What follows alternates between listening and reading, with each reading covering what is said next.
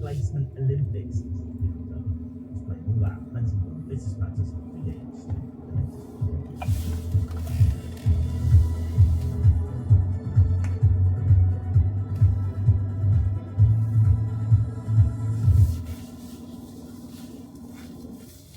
We'll return to Business Matters shortly. In an hour, assignment is in Italy to see how the country is dealing with the increasing number of legal migrants coming to provide manual labour. Europe is very difficult to find young people that want to work in shipyard, and so we have to look to different markets to find the manpower needed to build the ship. Then it's Outlook. For more than 2 years, Australian academic Tiny Moore Gilbert was locked away in Iran's worst prison, accused of spying. Half that time in solitary. She found ingenious ways to communicate with other prisoners, using trousers, hot plants, and pens made of chocolate.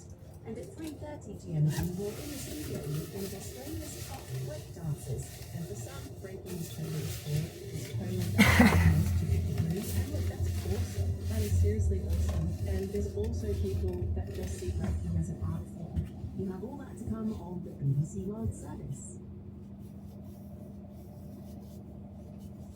You're listening to Business Matters on the BBC World Service with me, Will Bain, and our guests, Emily Peck, correspondent at Axios in New York, and Alfredo Montecarlo, head of the China Centre for the Continent. Still to come on the programme, while the US Justice Department thinks it has monopolised search on the internet, and with branded drinks bottles and podium selfies, is this the product placement Olympics?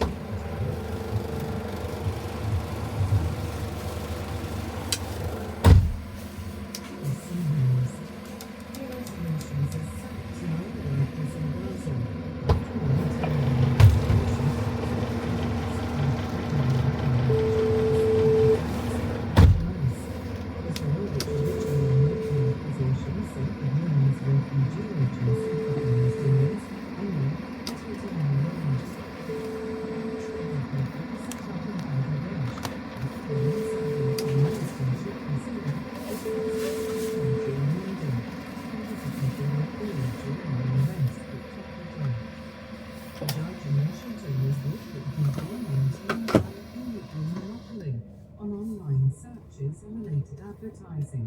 The firm's parent company, Alphabet, will have this position. Stock markets in the US closed after recovering slightly from heavy losses earlier in the day. A global share sell-off saw falls around the world, sparked by fears of an economic slowdown in the US. American military officials say several US soldiers have been wounded in an attack on an airbase in Iraq. Suspected rockets were fired at the facility. It's not clear who launched them. The Colombian government is resuming military operations against the country's main rebel group, the ELN. A 6-month ceasefire has not been renewed. A British man kept as a modern slave for nearly 26 years has won what's believed to be a record payout after his family sued the government for denying him adequate compensation. He was one of 18 homeless or vulnerable men violently exploited by a family of travellers. The Swedish pole vaulter Armand Duplantis has broken his own world record to win gold at the Paris Olympics. He cleared 6 meters 25. BBC News.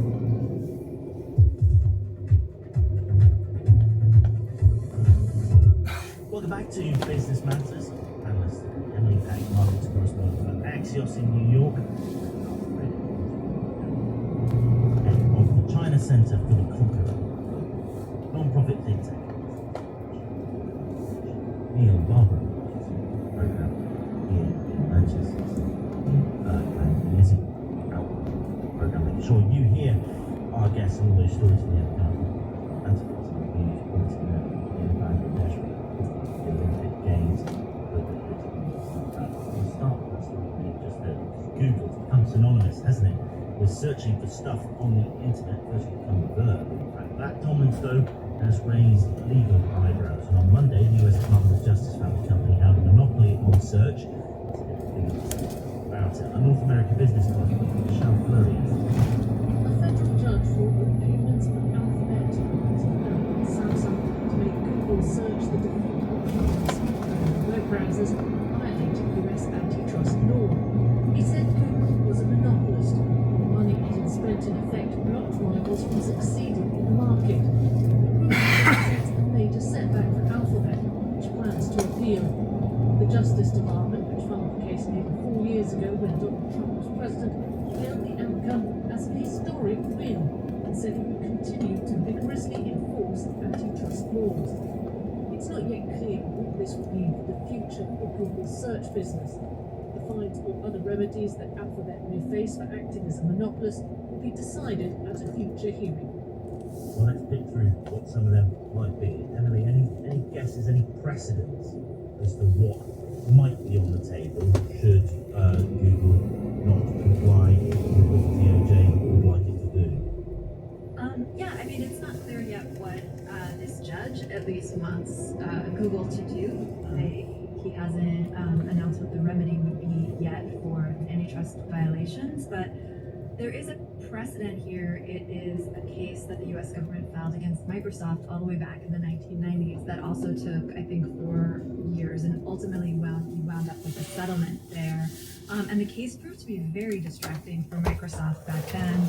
Back then, Microsoft was basically like Google. It was a big, had a big monopoly on desktop computing, right? Microsoft Windows was everything. It was maybe not a verb like Google has become, but it was the dominant technology of the time. What's interesting is that trial, which did begin Microsoft, sort of heralded the end of the PC era. It enabled companies like Google to sort of rise, while Microsoft was distracted, this giant was coming. And now in 2024, where Google's facing this ruling and certainly probably more stuff to come, there'll be appeals and so on, and will drag on, I'm sure. It's sort of the beginning of the end of the search era. At least many people think that, with AI descendant. Alfredo, what was your take on this? Well, I see this as another chapter in governments trying to tighten regulatory oversight vis-a-vis big tech. A lot of it is being driven by the fact that these big tech companies, not only in the US, it's also seen here in China, they're very innovative and they are advancing and touching fields, touching areas that perhaps the government is not comfortable them just going into. And so I see this as just trying to just constrain the pace and try to increase, their ability to actually regulatorily speaking respond to some of these changes. And protect us, because that's the move, right? Protecting us, protecting consumers, protecting us from what, Alfredo? I'm sure a lot of our listeners will think that actually Google's search engine being sort of built into our phones as a default thing, so you don't have to put a search engine through your browser or anything. That's what people might think, that's actually quite useful. Well, I don't think as consumers we think about it, right? I mean, our phones have these browsers. We only use it. We use what is given to us. I mean, I myself use Google browser. I find it to be very good, right? I find that their algorithms and their AI is actually, for my purposes, it serves me better than any other browser, right? But that's what we know, and so what the government I think is trying to do is saying, okay, well, it's not fair.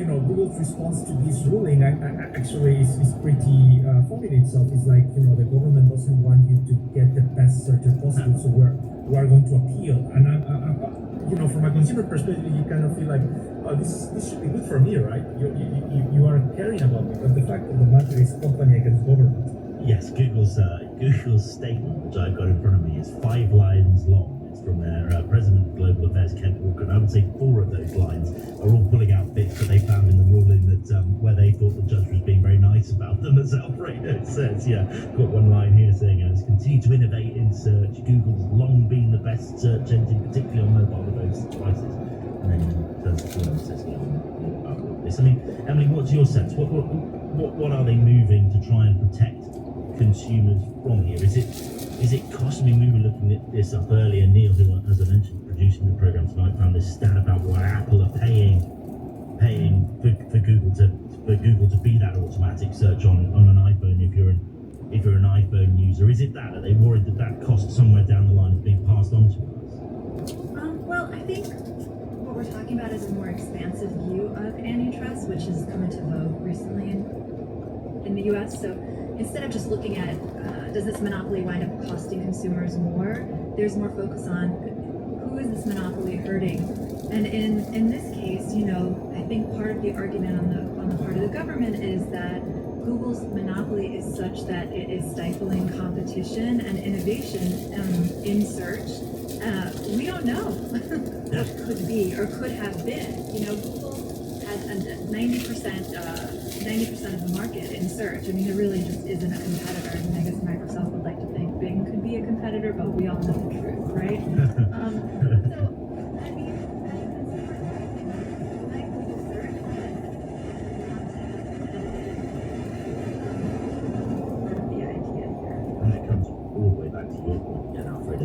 Whether it be search or cloud, we've got a big investigation by our regulator into the UK into whether some of these guys are too dominant in the space of cloud computing, so whether it's store all our info and all that kind of stuff. It really is just more, as Emily says, isn't it, that it's not necessarily one thing that's costing us more or another. It's actually just the perception that these companies are getting out of handedly large and influencing too many areas of our lives, full stop. I think so, and I think that's some of the things that happen here in China. I mean, you saw these massive companies like Alibaba, like Tencent. They started as e-commerce or as fintech, and then they moved into banking, right? And the government responded, right?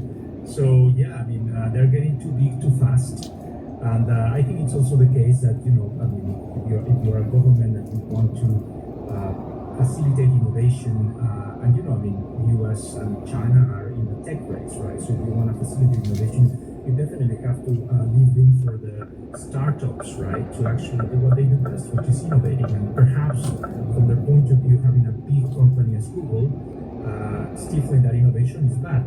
At the same time, Google innovates a lot, right? A lot of the innovation of the products that we are seeing here in the market are actually driven by Google. So, although, hard to say. Emily joked about it, didn't she? But it's certainly got, I don't know what you guys think, but certainly Google search is more cumbersome right now than it used to be, don't you think? Oh yeah, people are complaining about this all the time, especially with the advent of AI. Google has felt like it has to compete in AI. So yeah, the Google search screen, I think people are starting to feel, and you see a lot of pushback in tech circles, that it's too crowded, too confusing, kind of a mess. It's not the simple interface it once was, and we all kind of, or even I, just speaking for myself, when I kind of was floored and amazed, back in 2000 or whenever it was that Google was first introduced, and it was so obviously better than the other search engine. And that's before you get to sectors like mine and yours, Emily, where sort of ranking for things and stuff like that, publishers and stuff like that becomes a huge issue, and they change the way the SEO is done and all that stuff as well. Really interesting, isn't it? It sounds like that case is going to go on for some time, but it feels like it's sort of something that's very in vogue, as Alfredo said so short since we did on the programme. With Business Matters on the BBC World Service, the world's radio station, we're going to take you back to Bangladesh now, a place we've taken you to a fair few times on the programme already, haven't you? There was more noise on the streets today, but not of angry protest. This time it was celebration.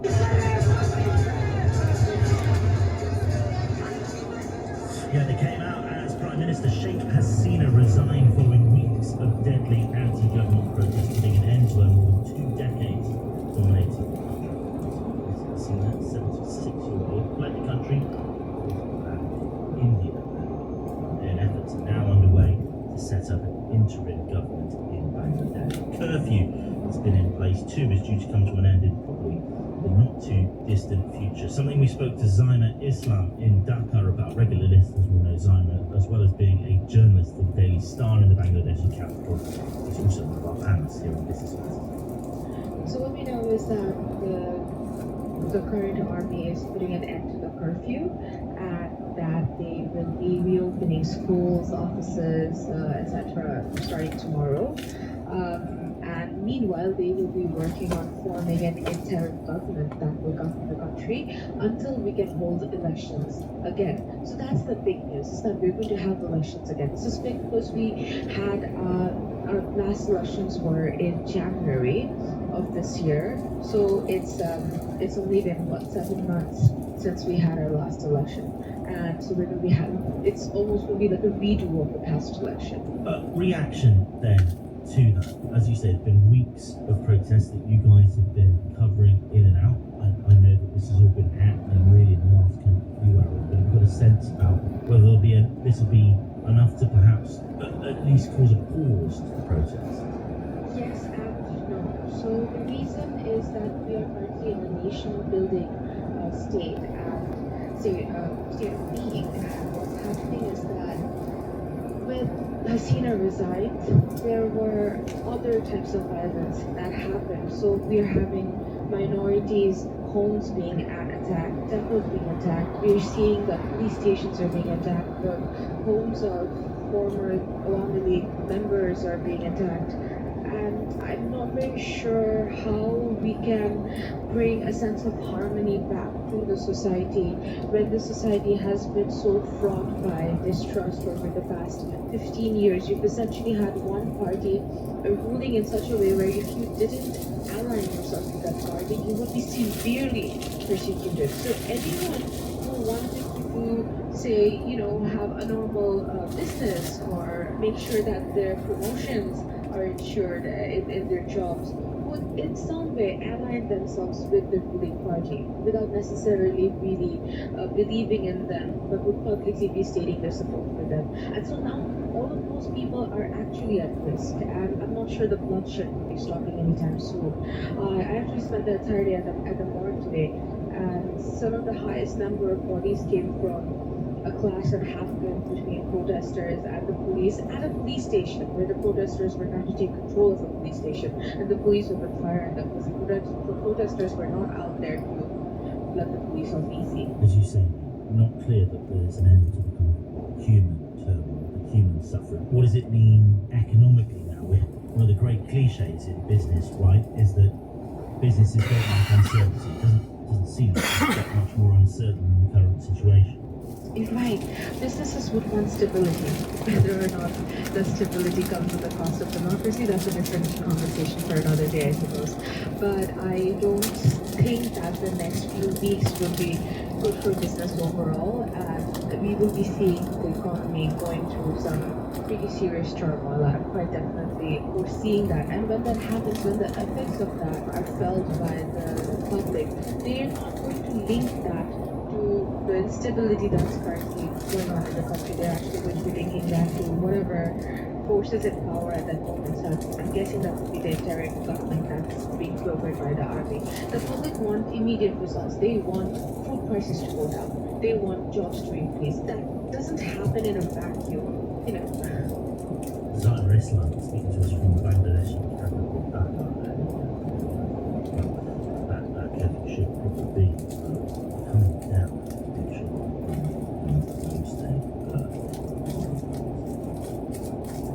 it has done. Alfredo, it feels like this is a real kind of moment for movements like this, I guess, that this cost of living squeeze that we've had all around the world the last couple of years kind of exacerbated problems at home for lots of different parts of the world. Yes. I mean, it's becoming as I said, the geopolitical landscape is deteriorating. The economic landscape is also not looking great either. So that's also having an impact on people's expectations about the future. At least I see that not only in China. I see that also right now. We were listening about what's happening in Bangladesh, how people look at prices, right? So definitely, I recently reread one of the commentaries by Ray Dalio, right, and about this big down down cycle. It just seems to me that we are just moving to one of the big down cycles where you have very big changes in the world. I mean, it's not only the violence that we're seeing in Bangladesh, what's happening with Israel and Hamas, what's happening in Russia, with Russia and Ukraine, what's happening in the South China Sea. It's just becoming a more unstable world. And for business, that's very bad because businesses can respond to positive or negative market conditions as long as they can plan ahead. And the thing with uncertainty is that it makes planning impossible. And what do you guys do, as an organisation, as the conference board, working with members and stuff? What type of advice are you able to give them in moments like the one we're in? Right, so what we do is more of a rigorous analysis of what we can expect and different scenarios, because at the moment what companies can do and what we advise to head offices is you need to think about scenarios and then you need to plan ahead how to respond to each and every scenario.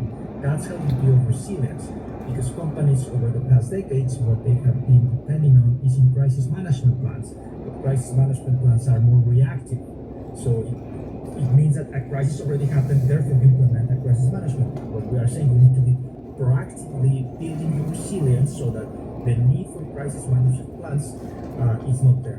So definitely it's more about contingency planning and scenario analysis. And it requires more time, it requires definitely more investment on the part of companies. But I mean, that's just the reality of our work. For example, if you think about, for instance, this whole conversation about supply chain diversification, it's clear that there is right now no real alternative to China, and still, I mean, companies are being forced by the geopolitical conditions to look for alternatives, right? So to increase their operational resilience. So it's a costly. It's a costly time for business, I would say. I guess that's the first thing that goes as well. Some of that stuff that people will see as extra spending, I suppose, in a time where companies themselves are being squeezed too. Yeah.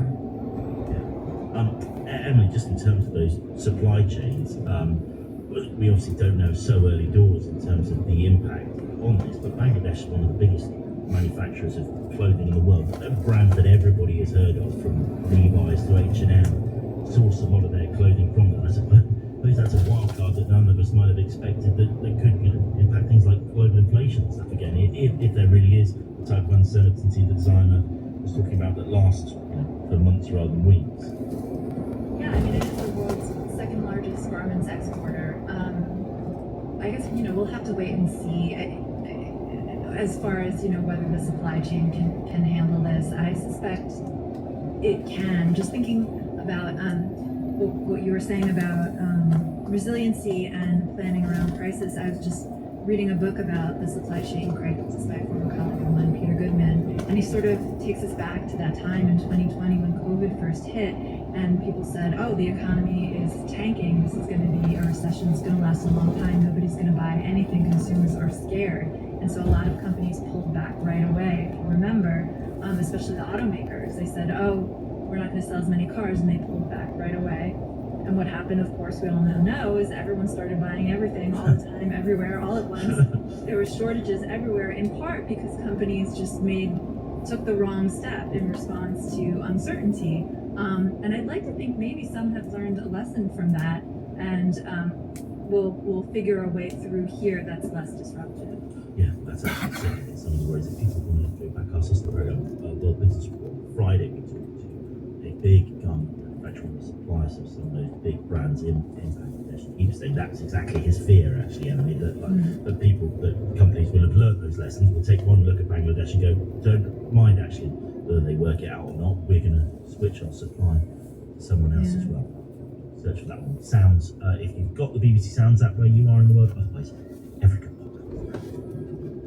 Let's end the programme with something a little lighter. Another incredible day at the Olympic Games. I've got it on the big screens here in the studio. Some of the highlights here today. Very excited the BBC's domestic coverage for 2 big gold medals for Great Britain that are going round and round on loops here in the studios, but also just incredible drama, wasn't it? Whether it was the gymnastics, Brazil's Rebecca Andrade pipping the great Simone Biles to gold there, or Sweden's Arnold Duplantis. If you haven't seen this yet, do check this out. Smashing the world record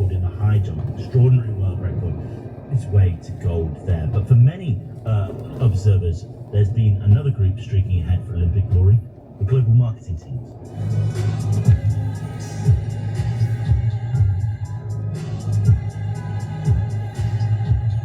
Yeah, that was the sound of the luxury group LVMH having a bit of a better time with the Olympics than I did. Of course, I was Duplantis won in the pole vault of a high jumper. Late night, early in the morning here in the UK, but that was LVMH's high-profile and highly visible product placement during the opening ceremony of Paris 2024. It's carried on from there, everything from the electronics giant Samsung sponsoring of podium selfies to gold-coloured Coca-Cola bottles for the athletes too.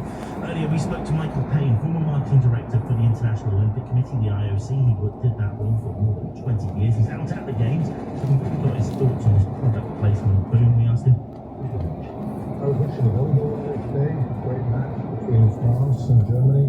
Yesterday, the incredible tennis game between Djokovic and Alcaraz, which was truly emotional watching Djokovic collect finally his Olympic gold medal. yeah, absolutely extraordinary reaction, wasn't it, at the end of him jumping into the stands to hug his young daughter. And yeah, one of those great moments that means that the biggest companies in the world want to be all around it, don't they? Understandable. Normally that's done through people like you, the marketing execs at the IOC, and all the things we expect, right? Billboards or branding up and being the people who can sell your products within the kind of games and the village venue. It's been different this time. Product placement, almost like what we've seen in films in the past, right? You're correct. The product, having authentic product placement at the Olympic Games has been around for a while with Omega and the timing, with Coca-Cola, the products. But I mean, you've got to remember the Olympic Games is perhaps the only major event or only sporting event in the world where there is no advertising in the stadium, no advertising on the athletes. The IOC really fights to have what's called a clean venue, so the whole focus is on the athlete and the host city. We did see LVMH, the iconic French brand, in the opening ceremony. Frankly, that caught a lot of people by surprise, not least the IOC, because really, it was understood that there would be some product placement, and that's fine. Nobody expected that there would be a 2-minute commercial, effectively of the whole manufacturing process. And to be honest, I think if the IOC had known about it, they would have blocked it and vetoed it, which maybe is why the organising committee of the ceremony producers tried successfully to keep it secret. Do you think then it's something that might be tightened up in the future, or do you think it's sort of, now that it's here to stay, if it's perhaps done with a bit more subtlety than that? Well, there's been attempts in the past for sponsors or advertisers to try and, find a way onto the global stage. I mean, it's perhaps not understandable with more than 3 or 4 billion people watching. In the past, I've discovered incidents the night before the opening ceremony, and we pulled the piece from the ceremony. So I think the IOC certainly will not want to be caught by surprise again, because the moment you let the genie out of the bottle, the moment you turn it into a commercial feeding frenzy, you risk doing untold damage to the and is that not what it is when you've got a product placement, and this isn't a shot at the particular company that's doing it, but a product placement on the podium? The pinnacle of these people, certainly their sporting careers, their sporting lives. Well, I think the athletes are probably enjoying the opportunity to take a selfie, but personally, I think that's a red line that should not be crossed. I think the podium is something that should be purely focused on the athlete and their moment, and should not be turned into a product placement exercise. So, who knew about that in advance? After every single games was reviewed what worked, what can be improved, and what didn't work. Overall, the Paris Games are going incredibly well. Well, I wanted to come to that actually. It doesn't seem that anybody's turned down the option of having that selfie, does it? As you say, they look like they've all been enjoying it. And the games themselves, I mean, this has been a real, not just in a marketing success, but television image. It's looked stunning, hasn't it? Absolutely. I mean, the French have successfully turned the whole city of Paris into one massive stage. The backdrop of the venues against iconic historic buildings has been a major factor in driving the TV ratings around the world. Michael Payne, who's come out of this better, Emily? Brand France, Brand Paris, or the brands themselves we were talking about though? Oh, I think Paris is absolutely crushing this Olympics. There is just no doubt. I was saying recently in the US, we have a lot of stadiums. I mean, everything's bedecked and bedazzled with brand names now. And we have stadiums where they try to be a part of the city, like the New York Giants, a football team, they play, and you'll see when you watch, you know, a screenshot, a shot of Manhattan skyline, but they actually play in New Jersey. What's been amazing about the Olympics is just they've really been in Paris. It's been wonderful. Alfredo? For me, the key question that this all brings up is who pays the bill? Government finances are strained. And someone's This got is to, actually and if so the big- popular. if the big companies are willing to do it, they've got to. They're just a matter of time.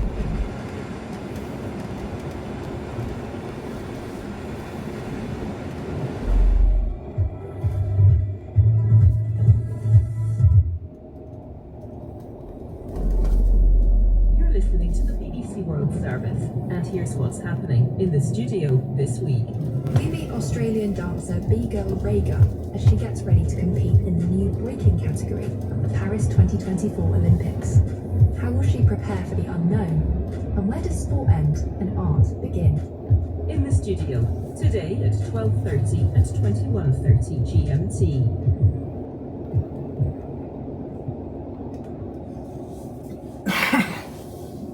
In half an hour, assignment. The town of Monfalcone is unique in Italy, with close to a quarter of its population from Bangladesh, doing the type of manual jobs Italians no longer want to do. So how successfully are they integrating? The newsroom is next. This is the BBC World Service, the world's radio station.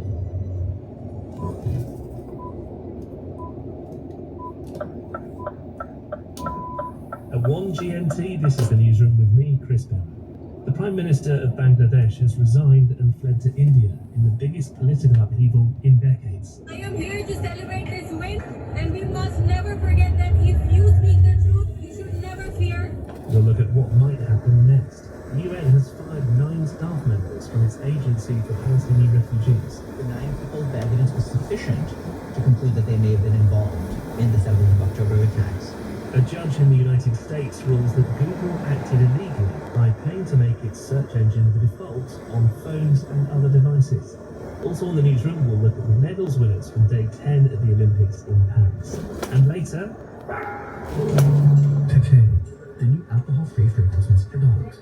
Yes, you heard that right, a new mist or perfume for dogs, which only costs $100 per bottle. You're listening to the BBC World Service. First, a summary of the latest world news. This is Danielle Leon-Bechtel with BBC News. Hello. The United Nations says 9 of its staff members in Gaza may have been involved in the October 7th attack on Israel last year. The UN's announcement follows an internal investigation into 19 employees of its aid agency in Gaza, known as UNRWA, after Israel accused them of involvement in the Hamas-led assault. More details from our North American correspondent, John Sudworth. To some extent, the allegations were already out there. Israel had made it clear that these were very serious allegations. The other thing, I think, which is really interesting is the use of that word made. There is no other information from the UN about the evidence that it itself has discovered, the strength of it, or the detail. So there will be questions being asked of the UN in the coming days and weeks to elaborate further on exactly what it is that it has found. There have been celebrations on the streets of Bangladesh after weeks of increasingly violent unrest forced the Prime Minister Sheikh Hasina to step down. She's fled to India, ending a run of 15 years in power. Crowds later stormed Ms Hasina's official residence, reportedly looting and vandalising parts of the building. The President of Bangladesh has ordered the release of the jailed former Prime Minister Khaleda Zia, and the army is setting up an interim government. Stock markets in Japan have regained some of the heavy losses they suffered on Monday. The Nikkei index rose by more than 8% shortly after trading began. It plunged by over 12% a day earlier as markets around the world reacted to fears of a possible economic slowdown in the US, where markets also closed sharply lower. Here's Michelle Fleury.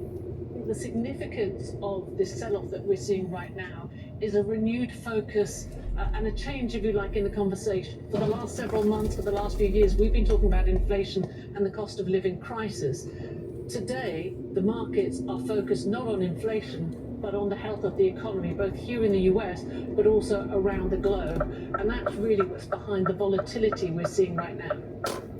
The Colombian government has said it's resuming military operations against the country's main rebel group, the ELN. The announcement comes at the end of a 6-month bilateral ceasefire.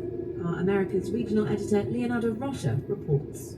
The ELN and the government have held several rounds of peace negotiations, but they've not made significant progress. The defense minister, Ivan Velázquez, said the two sides had failed to agree on a new ceasefire. The ELN, or National Liberation Army, famously kidnapped the father of the Liverpool football player Luis Diaz earlier this year and held him hostage for several days. Negotiations faltered when they told the government they needed to continue kidnapping soldiers and civilians for ransom in order to finance their operations. World news from the BBC. A judge in the United States has ruled that Google acted illegally to maintain a monopoly on online searches and related advertising. The district court judge in Washington found that Google had paid tens of billions of dollars annually to Apple, Samsung and other companies to keep its search engine as the default on iPhones, web browsers and other digital products. At least 4 people were killed after Hurricane Debby made landfall on the northwest coast of the US state of Florida, bringing floods and power outages. Debby has been downgraded to a tropical storm as it moves slowly north into Georgia and South Carolina, where it's expected to dump around 60 centimetres of rain by Friday. A British man kept as a Latin slave for nearly 26 years has won what's believed to be a record payout after his family sued the government for denying him adequate compensation. The man was one of 18 homeless or vulnerable men violently exploited by the Rooneys, a family of travellers in Lincolnshire in the east of England. The victim's sister said her brother had suffered immensely. It's taken us long to get his compensation as the Rooneys have spent in prison. And that's quite something, isn't it? I only wish the money could fix him, but it won't. My brother needs care on the clock. He was hit over the head with a JCB bucket, so I believe, and this has caused him to develop brain atrophy. What we got back was definitely not the man that left us. The Swedish pole vaulter Armand Duplantis has retained his Olympic title in Paris, setting a new world record for a remarkable 9th time. He cleared a height of 6 meters 25 before embarking on a celebratory lap of the stadium draped in a Swedish flag. On the track, Britain's Keely Hodgkinson won gold in the women's 800 metres. And that's the latest BBC News. This is Chris Berry with the newsroom. Bangladesh has just witnessed one of its biggest political shifts in decades. In a move that shocked the country, the Prime Minister, Sheikh Hasina, resigned and fled to India after weeks of violent anti-government protests against a quota system for government jobs. Well, thousands took to the streets to celebrate, but there have also been reports of looting and vandalism. The country's army chief has appealed for order and says an interim government will be set up. Our South Asia correspondent Sabira Hussain is following events from Delhi. Demanding justice, they came by the thousands, calling for Sheikh Hasina to leave. And the protesters got what they wanted. In an address to the nation, the army chief said the prime minister has left the country and that an interim government will be put in place. For weeks, the country has been mired in violence, a swift and deadly crackdown on anti-government protests by police. Hundreds left dead, many more injured. Sheikh Hasina's tenure was marred by allegations of human rights violations, election rigging, the murder and jailing of political rivals. Jubilation now that her iron grip on Bangladesh has ended, but that quickly turned to vandalism. Huge crowds storming and looting her official residence. We lost our freedom of speech, we could not speak our mind, and today you can see everyone is out here. So I am here to celebrate this win, and we must believe and we must never forget that if you speak the truth, you should never fear. Sheikh Hasina's son, Sajib Wazir, said his mother had done a lot for her country. I think she is so disappointed that after all her hard work, after as much development as she has undertaken for Bangladesh, which everyone considers a miracle, for a minority to rise up against her, I think she's done. My family and I are done. Despite pleading for calm, chaos remains. The autocratic leader may be gone, but Bangladesh's troubles are far from over. As evening fell in Bangladesh, BBC journalists received reports that properties owned by Sheikh Hasina's supporters were being targeted by looters. Our South Asia regional editor Ambarasan Etirajan has been closely following the political crisis in Bangladesh. He says the significance of Sheikh Hasina's resignation can't be underestimated. One of my colleagues messaged me earlier in the day, history was unfolding. So it was true in Bangladesh's case because we had military coups where countries' leaders were assassinated. And here, a popular protest, People's Power, literally drove her out of the country. She was the most powerful woman in the country, one of the longest serving heads of state. And she was seen as a role model for many of the developing countries where she acted against Islamist militants, a moderate Muslim country, and she also built infrastructure. But then, at the end of the day, when you are in power for such a long time, you're disconnected from your people, and that's what happened to her. We were seeing clearly how she was totally out of touch with the people, and especially with the student protest. It could have been solved by one executive order because the protest was inside Dhaka University campus. Then she sent in her youth wing with the vigilante groups, attacked them. Then it brought the students out. Then that unified the whole country. People from all walks of life, including major opposition and Islamist party, they joined these protests. When it became a mass uprising, then they ended up using force. That triggered more anger. And even 24 hours ago, she was describing these protesters as terrorists. And she was asking countrymen to take on these arsonists. But then, when tens of thousands of people started converging towards the capital city, the writing on the wall was very clear. And then she had to leave. It was an ignominy for a woman who ruled with an iron fist for the last 15 years. Ambarasan Etirajan. And for decades, Google has been criticised for controlling 90% of the online search market. Now a judge in the United States has ruled that Google acted illegally by paying tens of billions of dollars every year to make sure that its search engine is the default on iPhones, web browsers, and other digital products. Well, we're joined now by our US correspondent, David Willis.